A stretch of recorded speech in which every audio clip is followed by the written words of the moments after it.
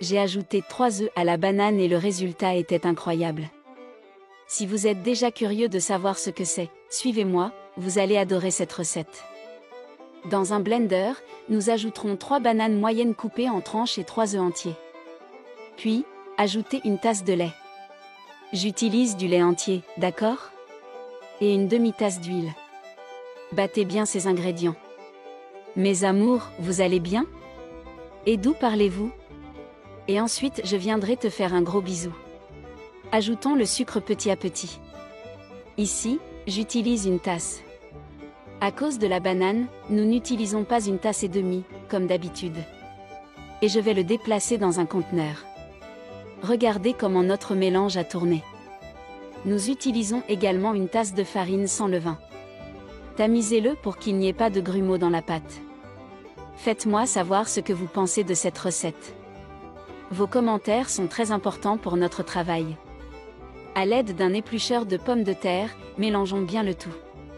Vous savez déjà ce qu'est cette recette? Commentez-la, je veux savoir qui a eu raison et qui n'a pas eu raison. Je vous dirai bientôt ce que c'est. Ajoutez maintenant une cuillère à soupe de levure chimique. Mélangez doucement jusqu'à ce que toute la levure soit incorporée à la pâte. J'ai graissé un moule à pâtisserie avec du beurre et de la farine. Mettons toute notre pâte. Et maintenant le secret est révélé. C'est un merveilleux gâteau à la banane.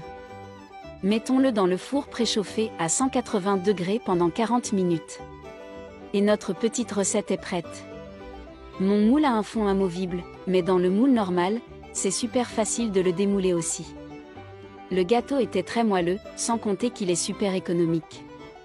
Je vais transmettre un message qui se trouve dans Jean 3 à 16 car Dieu a tant aimé le monde qu'il a donné son Fils unique, afin que quiconque croit en lui ne périsse pas, mais ait la vie éternelle.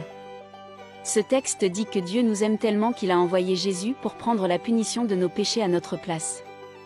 Maintenant, tout ce que nous devons faire pour recevoir le pardon de Dieu est de croire en Jésus en nous repentant de nos péchés.